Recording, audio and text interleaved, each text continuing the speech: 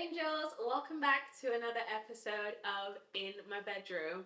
Today, guys, I'm really excited about this episode because we're going to be doing things a little bit differently to how we've done them before. Today, guys, I have Jessica Gordon here with me, my friend Jess. For a full government name, you know. Crazy. Welcome, Jess, to an episode. Welcome, Jess, to this episode of In My Bedroom. I'm really excited to have her here because, guys, I have some questions that I'm going to be asking Jess, and it's going to be fun. It's going to be interesting. We're going to be talking about music and life. Jess is an audio engineer. She is a bassist, and she's probably going to kill me for saying this, but she is a singer-songwriter too. Yeah, I can already see the look on her face. But yeah, she's all of those things. So we're going to be talking about music, about life, and just catching up. So yeah. Okay. So before I ask you any questions, just to give you guys a little bit of context, Jess and I went to uni together. We both studied music, but we were on different courses, same department but different courses. So my first question for you, Jess, is why music? Because I like it. I don't know what else to say. Because I like it. I mean, that is a good reason. Like, I was going to do, when I was in secondary school, I was interested in doing PE because I wanted to be a physiotherapist. But my parents were like, nah. Because I wasn't, I liked doing sprinting and PE and stuff like that, but I was very inconsistent with it. And they're like, there's no point in committing to something you're not even consistent with right now. So I cried about it and I was like, fine, I'll do music. So okay. I mean, that's a good, I guess that's a good enough choice. I guess. And then I ended up loving it. So. I mean, I guess that's a good enough choice. Some of us have a completely different backstory when it comes to music, but Plus I tore my ACL, so that was another reason why I couldn't do it. Okay, that makes sense. So I was part way through injury as well. That's Okay, so it's you fell into music. You fell into the love of music. Okay. So now I understand. So you, what's the word I would use? By accident, ended up on that course. It was never your intention, but you ended up there. So did you have any prior music experience before you accidentally ended up on that course? I just played a bit of piano, really. I had lessons piano and that was it. But you at least had some kind of interest in music, because I have so many questions concerning that. I didn't even know who Justin Bieber was at that point. I just did it. And then I ended up liking it a lot, so I just decided to continue. So you just randomly chose a course. You were like, fine, I can't do this. You just randomly chose. Then my music teacher was really nice, so I was like, yeah, I'll go with him then. Because I wasn't going to do geography or history, because I couldn't do it. Okay, so this was when you were doing what, your GCSEs or your GCSEs? Yeah. Okay, that makes a lot more sense. Because still, that was what, 15, not knowing Justin Bieber there is still a little bit kind of crazy. But that makes a little bit more sense. So between then and then choosing to do music at uni, was it still the same reason? Because you weren't able to do what you originally wanted to do, but you genuinely found a love for music, so you were like, I'm gonna. Yeah, within the first year of doing it, I already decided I really like this, I want to do it. Okay. Yeah. That makes me feel a little bit better. So it's not like you just ended up on our course and you were like, I'm just here cause there's nothing else. I listened to an album because because I really like K-pop. So the first way that I actually got into it was one of the members of BTS, Suga, his first album. I think it was the last song, I can't remember. It was really rocky and emotional. I was like, snap, this is really good. I want to make stuff like that. Okay. And then I was like, yeah, let me do this properly. Yeah. I mean, that's cool. So it's cool. It's different from how I felt, how I fell into music, fell in love with music for sure. But it's an interesting experience. Most people that I know that ended up doing music at uni, for the most part, they've always loved music and they've always wanted to do it. So that's why nah, not me. I just ended up there. Okay, so you found music. You fell into falling in love with music, and then you ended up studying it at uni. How come, because you did the tech course while I did the performance course, how come you chose to do tech instead of performance? Performance anxiety. Okay. Yeah. So simply just performance anxiety? Simply because I can perform, I used to perform all the time, but then I always hated it.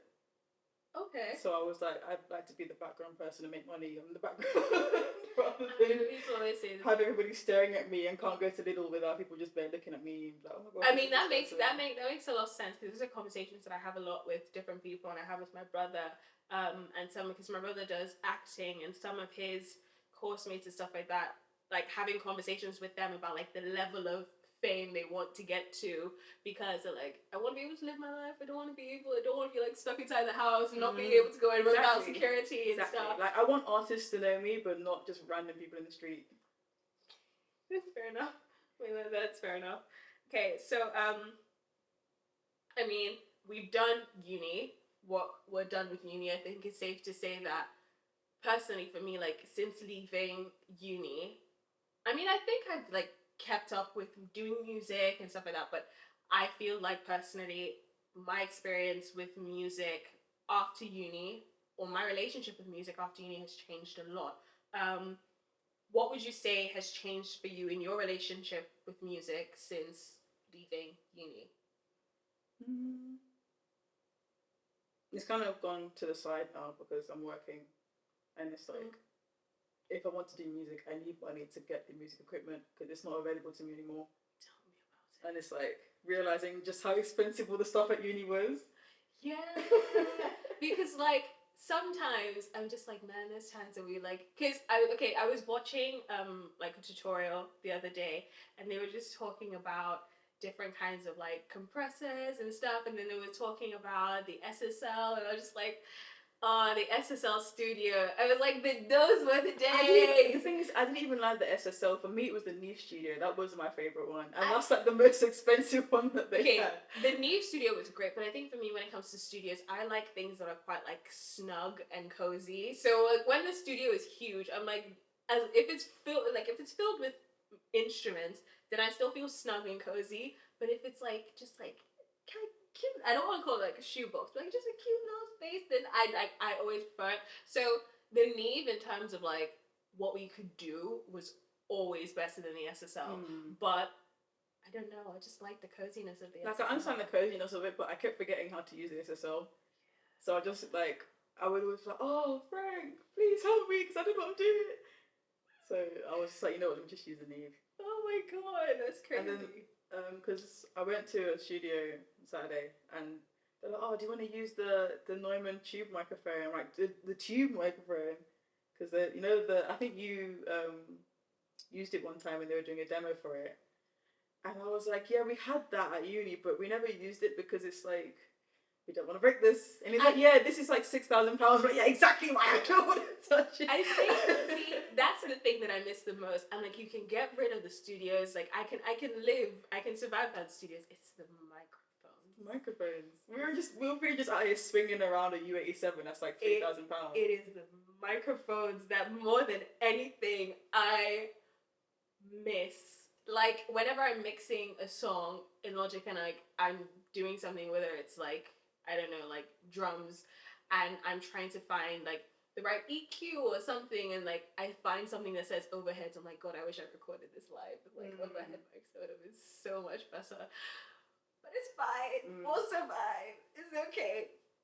But like, would you say that since like now that music feels maybe a little bit more sidelined, would you say that maybe your relationship with music has been affected like more negatively than when you like now versus when you were in uni? I don't think so. Like the thought of doing music doesn't stress me out as much as it used to, because it's like I don't have a deadline for anything. Okay. But then the lack of motivation that I have for it is a bit like. Why would you say that? Why do you feel like there's a lack of motivation? Because like I wake up. And like, because I mostly work in the evening, so I wake up, I just kind of like flit around the day because like I can't really go out because I have to go to work at like 4, and then it's like 4 to 11, and then it's like I come home and sleep. No, it's so interesting because that was something that I found out. Like, what was it, 2022 summer when I was working during summer, like because I would always have night shifts. Like when I would come back, it's like I just want to spend my entire day sleeping. Like I don't want to do any kind of work. I don't want to think about anything. So music really did feel sidelined to me, and I found that to be something that's very hard. Even now, like I've tried to create a life for myself where I still have the space to be able to make music, and I'm the type of person like if it's not on the schedule, chances of me doing it are It's very, just very, not gonna happen. Yeah. very slim. So I actually have it scheduled like when I'm going to mix a song or master a song or record a song. And I think also like being able to have people with me and being able to work with people makes me accountable. So it means that I actually have to stay and I actually have to show up and create those songs. Do you think that maybe being able to collaborate with other people is something that would help you in terms of feeling more motivated? Yeah, because it would go from taking 3 weeks to start working on something to like sit down for 3 hours and you got most of something done already. You know, I don't know about you or like most other people, but procrastination as like somebody that is like an adult and living and doing life is it's prevalent. it's like the one thing in my life that just won't leave me alone. Like procrastination is a serious thing. Like being at uni, your academic schedule changes from when you're doing your A level, so you're like more in charge and a lot more responsible for getting your work done or like showing up to classes and just like, keeping yourself alive in general. But like coming out, but like I think when we were at uni, the fact that we had to do music. So even if like I was working on other stuff, like my whole world was music. So whether it was in class or it was like I was spending time in the studio, or I was writing songs, or I was like collaborating with you guys, it was literally just like it was music.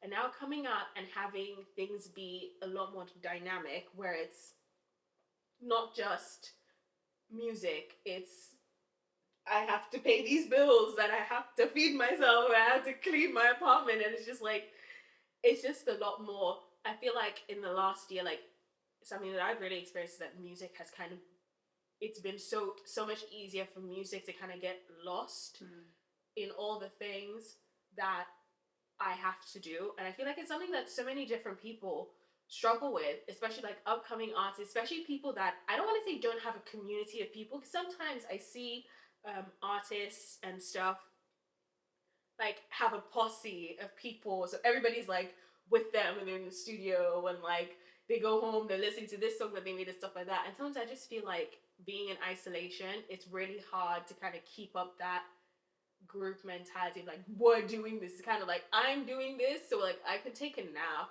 and like potentially maybe do it tomorrow, because like nobody else is waiting for me to do it, nobody else is showing up, nobody else is like pushing me to do it.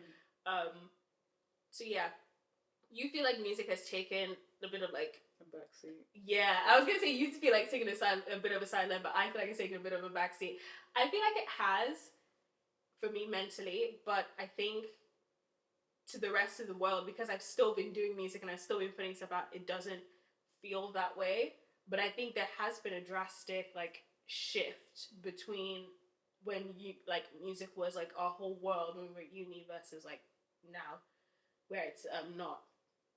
Okay, so going back to my first question of like why I chose to do music, now that I understand fully, seeing as though like your interest in music only really peaked when you were like 15, what are some of like your favorite music genres, favorite artists, and like can you tell us a little bit about why it's those things for people?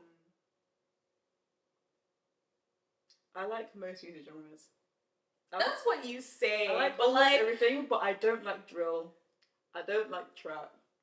Okay. A lot of pop, I don't really like. See, that's what like, you say that like you like most genres, but like you like no. I'm like, cause I know you like you don't. Like it's just not what it is.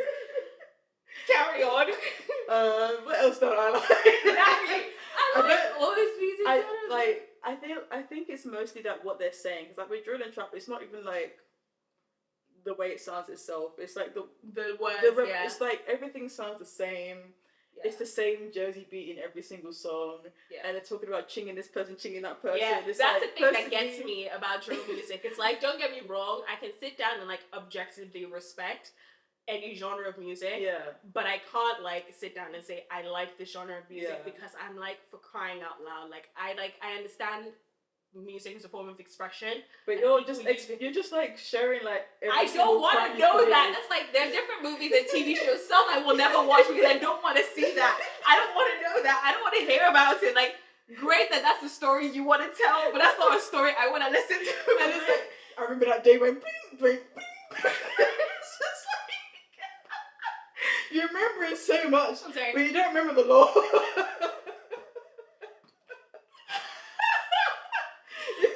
No, like it's the ad libs and sound effects that they use. I'm sorry. The ad libs and the sound effects that they use are just something else entirely. I'm like, okay, that was interesting. That was okay. That was new. Like, what happened to like and like like what happened to those ad libs? Cool, no problem. So okay, so like we know the genres that you like and the genres that you don't like. So in terms of like artists, who would you say like are artists that like this is my go-to to listen to, or like I listen to this person's music for like inspiration? There's one guy at DPRE and I quite like his stuff. It depends on the state that he's in, but he could do something more kind of swingy, electro poppy kind of thing, but it could also be more orchestral. It depends on just where he's singing. And then I also like Monty Booker. Have you heard of Smino? Mm-hmm. Yeah, like he. You and Justin does Smino. Bro, Smino's great. Anything that just kind of sounds like this beat's nasty, I like it. So what were you thinking choosing these sounds when it just works perfectly? That's so interesting. So like when it comes to, it sounds like you like quite dynamic artists, like artists that's like, so an artist that can do like one genre in one song that, and in the same album do a completely different genre. So you just like, so you like the Color Riot version of music. And like Japanese rock, like Midwest emo, bruh. If it's not in 4/4, I'm gonna like it. Some of your music tastes genuinely scare me. My mom hates it. Like I sometimes play it and I'm like, just get the aux in the car. And like my mom's like, what is this? And like it's in 11/8. I'm like, my brain is like, I can't even like compute like, that. Can't you hear it? 1, 2, 3, 4, 5, 6. You know there are some songs that genuinely like if I can't compute like the beat, I'm just like, please. If I can't compute the rhythm, I'm just like turn it off because my brain is trying really hard to understand this and it can't. And it's really pissing me. I'm trying to like keep the groove and like enjoy it, and I'm like, I can't find the groove. You just have to stop and listen. I was like, I can't find the groove and I don't like it. So can we please just like change this completely? No, it's just like you've always been like, in terms of like our music taste, I think we are both very different people when it comes to music. What would you say, like where because like I think it's a hard question to answer, but like where do you think some of your music tastes come from? Because they're quite far-fetched and out there and very different from what is normal and what is popular like culture music. Some of it stemmed from anime, because like the intros or outros, you'd be like, what on earth is this? And then you'd just go on Spotify and then just go on shuffle from like a genre you never heard before, and then I just ended up liking all that stuff. That's for the Japanese rock stuff. I don't know how I found Smino. I think I found JID first, because it was like some random video that came up in my feed when I was younger. And it was, I think it's a song called Ed, Ed and Eddie, because there was a show called Ed and Eddie. So I was like, oh my gosh, Ed and Eddie. And then like this, like it wasn't Ed, it wasn't Ed and Eddie. And I was kind of horrified actually, but I was like, but the beat goes hard. And then from there I ended up just kind of going to Smino and all that stuff like, as well. This is scary, but it's good. So I'm like, gonna keep why listening are they all to dead? But yeah. You know, like music, I feel like songs like that have music videos that are just equally as different. Like, I can't even say that they're weird or whatever, because like they tell a story, and at the end of the day, like everyone's perspective of what they want to see in their music videos is like completely down to them, completely down to like their style, their interests, and whatever. There are some things that I'm wholehearted like I never want to see that this should not exist on the internet. But like for the most part, like I feel like genres that steer very far away from normal music or Western music, all of their videos are just so different and interesting and just match how creatively different they are. It's just there's just some videos that are just like so colorful. I don't know what to do with myself. It's like I listen to everything, just not what you listen to. Yeah, because I would equally tell somebody, I'd be like, I listen to everything, but my version of everything is still like within the realm of Western music and within the realm of like you possibly heard of this. You've probably heard it on the radio or something. Yeah. Yeah. But like your stuff is like, not even in the TV shows I watch. The thing is, I love like popular culture music, but like I'm also the type of person that like has a playlist for like all the songs that I hear on TV shows that aren't so popular, but like they're just so beautiful, and I love them and I'll keep them. But there's still like pop songs or like pop rock songs, and like there's still like people, somebody somewhere, like not too in a not too distant far like land away, like has like heard it before. Meanwhile, there's me with like exactly in a land far away, bass, and it's only one song. In a land far away, just as music exists somewhere. But like, you have such different music tastes. Like I have such different like, but we've worked together before. Like, how have you found it collaborating with people where maybe your music tastes are so different? It's not too bad because I can view it objectively, because ultimately my goal is, even though I don't like the style, I'm gonna make it sound as good as I possibly can. And like I'm not gonna let you leave this place like looking silly. Yeah. That's interesting because I think in the last few months I've been on a journey of songwriting like for other people, and it's my first time, like ever since I did helped you with that song for Esther's thing. I was like, no, it was your song for your thing that Esther sang, but I wrote it and I was like, I actually really enjoy writing songs for other people. But something that I realized, because I was trying to write songs for other artists whose styles are very different from mine, I was like, this is actually something. You're really good with it. Thank you. But it's something that is like, it's always kind of like, this is so different from what I'm used to that I just don't understand how to do it. Like sometimes I'm like, if their styles are like similar to mine, then I can find my way around it. But for the most part, I'm just like, it's hard because I've spent so much of my life writing songs for me that when I write music, it's so personal that I find it so difficult to be objective. I see, yeah. So like, and I think in all of the situations that we've worked together, like we've mostly only ever worked on stuff for me. So like, if you told me like, I mean, it's not like I can't do it. If you told me to write a song for you, like I could. If you told me like Justin asked me to write a song, I could, because I'm like, yeah, I could. But like, I don't know. It's just such a different experience, and like I was so curious about it because I'm like, you do it quite often, especially as somebody that's like an audio engineer. You spend a lot of time working on other people's music in comparison to your own. Yeah.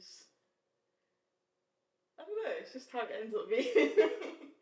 Because it's not like I don't have ideas. I have ideas for people, and then it's like, they're like, I don't know what to do. It's like, what's the vibe you're going for? It's like, oh, I'm going for this vibe because like I can't work with nothing. So it's like, if someone's struggling with something, it's like, what do you want to convey through this?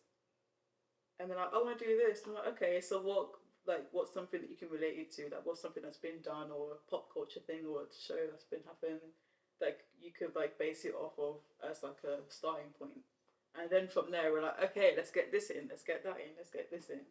It's so interesting how songs actually come together, because I experience that a lot whenever like I work with different people, especially when I work like with like you and Dom. It's so interesting how like one person's idea gets added to this, and another person's idea gets added to that, and it's like, oh, we're gonna we like this sound, so we're gonna use that, and we're gonna do this, and we're gonna do that. And it's like, oh, look at what we created. It's like a little It's masterpiece. baby. Literally, it's like a 5-person baby. And it's so cute. It's so beautiful. But yeah, that's really interesting. I think people's views on collaboration.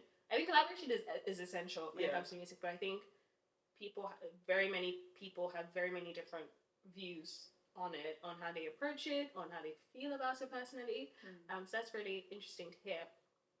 So, keeping in line with the topic of being different and our music tastes being different, I wanted us to play a little game. Okay. So I've titled the game If I Wrote This Song. So basically, I wrote a Christmas song, and Jess doesn't celebrate Christmas, by the way. So this is like gonna be doubly Scrooge. I'm just hearing all angry people like, what? So Jess doesn't celebrate Christmas, so it's gonna be doubly interesting because I wrote a Christmas song because obviously it's the season. I wrote a Christmas song, and Jess, I want you to tell me. So I'm gonna play a snippet of the song for you, and I want you to tell me 6 different things that you would do differently if you were to write the song. Okay, so I'm gonna play the song for you. Just imagine if my laptop died then. That would have been horrendous because I'm the other computer is switched off. So where would I find the song? Okay. Got the cookies laid out, so nice. The ones shaped like reindeers, the ones you like. They fill the atmosphere, yeah, they make it right. That's right, so right. And it's true. We could be anywhere, but I know that as long as I can spend this time with you, this Christmas time I'm good. You are the only present I choose. All I need to keep this mood, this Christmas time with you. Us two, under the mistletoe, it's true. It's enough to keep us two, this Christmas time with you.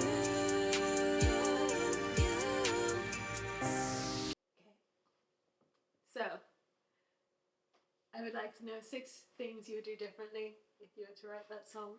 What was that thing that you used to do back in secondary school where they're you put a sandwich? One thing you liked a bit to improve and another thing that you liked and just sandwich it in. Huh? For criticism, you know what I mean? I didn't have that. Yeah. I had what went well and EBIs. It's Even better if... Yeah. That was what I had. Just straight to, what would you change? Literally, it's you did this and it was good and everything, but it could also be this. Oh my god, it was so horrible when it's the what went well is so short and the EBI is so long. Just It's we'll get the good stuff out of the way, but there wasn't really much to say, so we're just gonna get right into what could have been so much better about this. You know me, I don't like Christmas. I just find it jarring.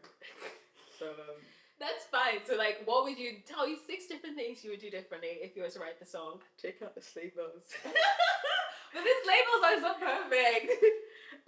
It makes sense in it, but I just as a standard I hate sleigh bells. Okay. She hates sleigh bells. It's like saying I hate joy. It's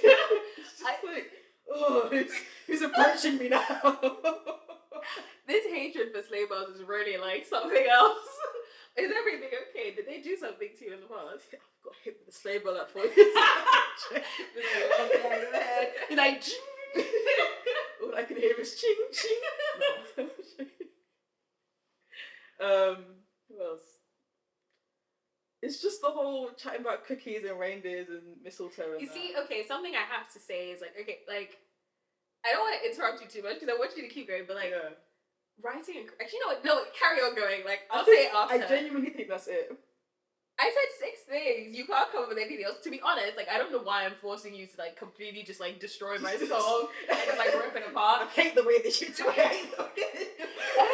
I don't know why I'm encouraging you to do that. So if you can find only 2 things, and I'm actually like quite impressed with myself. That one, I wrote a song, and 2, it was a Christmas song that just like she like somewhat approves of. It's just like the production is alright. It's just I just don't like Christmas, so like I'm not gonna listen to it.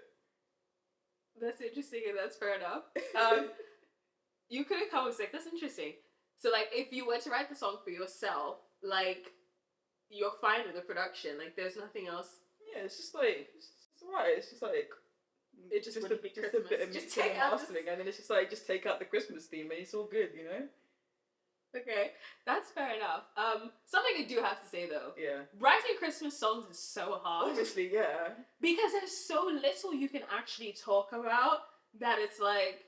So are you gonna be cheeky and chat about Santa, or are you gonna just? Sabrina Carpenter did that, and it worked so well. I was like, if I'm not creating an entire EP with like a theme, I'm not gonna go there. And also, like, it's just not my vibe to like be cheeky with Santa. That's just like He's no. an old man, like. According to Sabrina Carpenter, we might not be such an old man, but Too old. this is like There's limits.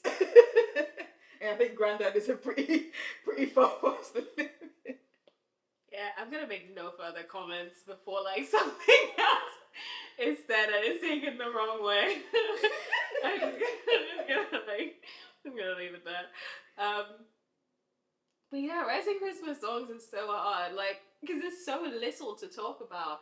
Like, pretty much everything has been exploited or explored. Like, anybody that has a Christmas EP, especially if you have a Christmas album, like, kudos to Justin Bieber. A whole Christmas album, like Sia, a whole Christmas album. I don't get it. That is like... What is there to talk about? Snow. You do the cookies, Trees. you do the trees, you do the mistletoe. Tinsel. You do like, yeah, like October. What would you run tinsel with? Tinsel, no. I was thinking schnitzel. I was thinking that. Schnitzel's so great. Have you tried it? I've never actually had It's great. It's just, honestly, it's just like, it was such a difficult, like, song to write. And, like, I enjoyed it, don't get me wrong. I love Christmas. I love Christmas music, but crying out loud, like, writing Christmas songs, like, if I ever have the opportunity to create a Christmas album, it's gonna be with like a fleet of musicians because I cannot do that by myself. Like, so many people are gonna have to be involved because like the ideas need to be fresh, they need to be new because there's literally nothing to write about. But that's that. But yeah, thank you, Jess, for coming on In My Bedroom. Jess is actually like our very first guest on In My Bedroom. So thank you so much, Jess, for coming to In My Bedroom. Thank you for chatting with me. As always, it was full of laughter and full of fun. And yeah, thank you guys so much for watching this episode. Before we close, I am going to give you guys the inspirational quote of the episode. So, our inspirational quote is by Stephen Covey, and it says, "Strength lies in differences, not similarities." And I think, coming from two musicians who have very, very different tastes in very, very different tastes in music, that collaborate together, it's always nice to have different ideas come together to create something new and different. So maybe next time I write a Christmas song, Jess can help me. Nels would be like, no sleigh bells, no cookies, no Christmas, just no. Just make a song and release it in December. We'll make the not Christmas song. Yeah. You know, like a nonsense Christmas, we can have a not Christmas song. But yeah, thank you guys so much for watching this episode, and don't forget to like, comment, share, and subscribe, and tap that bell button so you know anytime we release a new episode. And don't forget to follow us on In My Bedroom IG _ and on In My Bedroom TikTok. Thank you guys for watching and listening. You are the only present I choose.